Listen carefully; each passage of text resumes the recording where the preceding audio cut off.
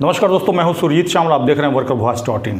दोस्तों, पूरे देश के संविदा कर्मचारियों के पक्ष में माननीय सुप्रीम कोर्ट ने 12 मार्च 2024 को एक ऐतिहासिक फैसला दिया है। जिस फैसले में माननीय सुप्रीम कोर्ट ने कहा है कि 12 मासी यानी कि अस्थायी प्रकृति के कामों में लगे संविदा कर्मचारी को कॉन्ट्रैक्ट लेबर एक्ट 1970 के तहत कॉन्ट्रैक्ट कर्मचारी नहीं माना जा सकता है और वो परमानेंट होने के पात्र है। आइए हम जानते हैं कि इस आदेश का लाभ किन किन कर्मचारियों को मिलेगा और आखिर वो कौन सा मामला है जिसमें माननीय कोर्ट ने ये आदेश दिया।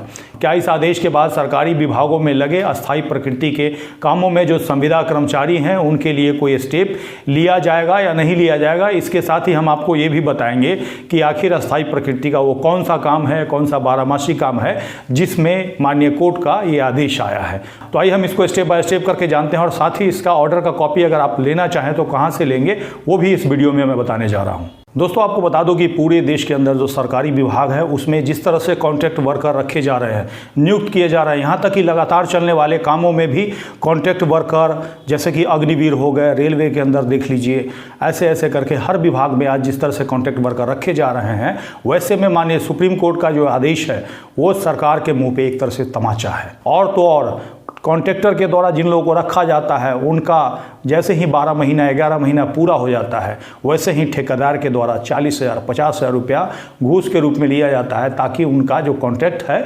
रिन्यूअल किया जा सके। ये पूरे देश में चल रहा है, केवल एक मंत्रालय की बात नहीं है। जिस तरह से हमारे पास मैसेज आ रहा है, ऐसे में माननीय कोर्ट का जजमेंट सरकार के उस कार्य प्रणाली पे बहुत बड़ा सवाल उठाता है। आपको बता दें कि जस्टिस PS नरसिम्हा और जस्टिस संदीप मेहता की खंडपीठ ने अपने आदेश में कहा कि 12 मासी अस्थायी प्रकृति का काम अनुबंध कर्मचारी से नहीं लिया जा सकता है। ऐसे में उन्हें अस्थायी किया जाना चाहिए। ऐसे में अब यह देखना है कि माननीय सुप्रीम कोर्ट के इस टिप्पणी से सरकार के ऊपर क्या प्रभाव पड़ता है या फिर सरकार के द्वारा जो सरकारी विभागों के अंदर संविदा कर्मचारी को धड़ल्ले से रखा जा रहा है उस पर क्या असर आता है। इसके बाद आप जरूर जानना चाहेंगे कि आखिर वो कौन सा मामला है जिसमें कि माननीय सुप्रीम कोर्ट ने ये जजमेंट दिया है। आपको बता दें कि यह मामला कोल इंडिया लिमिटेड की सहायक कंपनी महानंदी कोल फील्ड्स यानी कि अपीलकर्ता जिन्होंने सुप्रीम कोर्ट के अंदर अपील लगाया था उनके द्वारा 32 कर्मचारियों में से मात्र 19 कर्मचारियों को अस्थायी किया गया और बाकी 13 कर्मचारी को यह कहते हुए छोड़ दिया गया कि आपका काम 12 मासी यानी कि अस्थायी प्रकृति का नहीं है और उनको कॉन्ट्रैक्ट वर्कर माना और उनको परमानेंट नहीं किया। और यहीं से मामला शुरू हुआ। वर्कर्स यूनियन की तरफ से 13 श्रमिकों के परमानेंसी के लिए अपील पर समझौता हुआ, जबकि प्रबंधन ने मात्र 19 श्रमिकों को रेगुलाइजेशन करने पर विचार किया और बाकी 13 को रेगुलाइज करने से मना कर दिया। और जिसके बाद रीजनल लेबर कमिश्नर सेंट्रल के पास यह मामला जाता है और उनसे मामला होते हुए सेंट्रल गवर्नमेंट के थ्रू CGIT पहुंचता है, जिसके बाद CGIT यानी कि सेंट्रल ट्रिब्यूनल ने 13 कर्मचारियों के काम को 19 कर्मचारियों के काम के समान, कहने का मतलब उनके काम का प्रकृति समान है, 19 को परमानेंट किया गया था और 13 को परमानेंट नहीं किया गया था और दोनों के काम को समान माना और समान मानते हुए 13 कर्मचारियों को रेगुलाइज करने का आदेश दिया और साथ ही बकाया मजदूरों के साथ जो परमानेंसी के लिए उनको लाभ भत्ता आदि मिलना था उसका आदेश जारी किया। साथ ही अपने आदेश में CGIT ने कहा कि बंकर के अंदर रेलवे ट्रैक के बगल में सफाई का काम करने वाले कर्मचारियों का जो काम है 12 मासी है यानी कि अस्थायी प्रकृति का है, कहने का मतलब 12 महीना चलने वाला काम है और इसलिए CGIT ने 13 कर्मचारियों के पक्ष में फैसला दिया। जो फैसला प्रबंधकों को मंजूर नहीं होता है वो हाई कोर्ट की शरण लेते हैं। हाई कोर्ट में जब मामला जाता है तो हाई कोर्ट उनके मामले को सुन करके और उनका जो एप्लीकेशन है वो रद्द कर देता है और CGIT के उस फैसले को बरकरार रखता है। अंत में महानंदी कोल फील्ड्स के द्वारा माननीय सुप्रीम कोर्ट का दरवाजा खटखटाया जाता है, जिसके बाद सुप्रीम कोर्ट के समक्ष अपीलकर्ता प्रबंधन ने यह तर्क प्रस्तुत किया कि ट्रिब्यूनल के पास श्रमिकों को अस्थायी दर्जा देने की कोई शक्ति नहीं है क्योंकि अपीलकर्ता, प्रतिवादी और श्रमिक यूनियन के बीच समझौते को सभी पक्ष मानने को बाध्य हैं। जस्टिस PS नरसिम्हा ने प्रबंधक के इस तरह के दलील को खारिज कर 13 श्रमिकों को परमानेंसी के केंद्रीय ट्रिब्यूनल के आदेश को बरकरार रखा, जिसमें फैसले के प्रभाव के दिन से पिछला वेतन बकाया प्रदान करने का निर्देश जारी किया गया था। यहाँ पे फिर से एक बार प्रबंधकों को मुंह की खानी पड़ी और माननीय कोर्ट ने अपने आदेश में कहा कि श्रेष्ठ कर्मचारी नियमित कर्मचारी के समान स्तर पर खड़े हैं और उन्हें गलती से समझौते का हिस्सा नहीं बनाया गया। यह ट्रिब्यूनल द्वारा 19 कामगारों के पहले समूह और अन्य 13 कामगारों के काम की प्रकृति की जांच करके स्थापित किया गया। कोर्ट ने आगे अपने आदेश में कहा कि अपीलकर्ता श्रमिकों के 2 समूहों के बीच अंतर स्थापित करने में विफल रहा।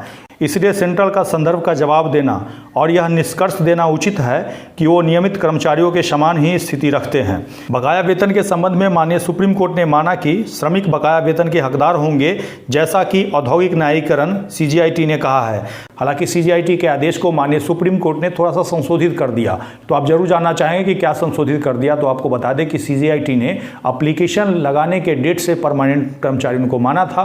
कहने का मतलब बकाया वगैरह का भुगतान उनको एप्लीकेशन के डेट से करना था, और यहाँ पे माननीय सुप्रीम कोर्ट ने उनके रोजगार प्राप्त करने की तिथि से कर दिया। तो कहने का मतलब एक तरह से जो उनके प्रबंधक हैं उनको लेने की देनी पड़ गई और कर्मचारियों को जीत मिली।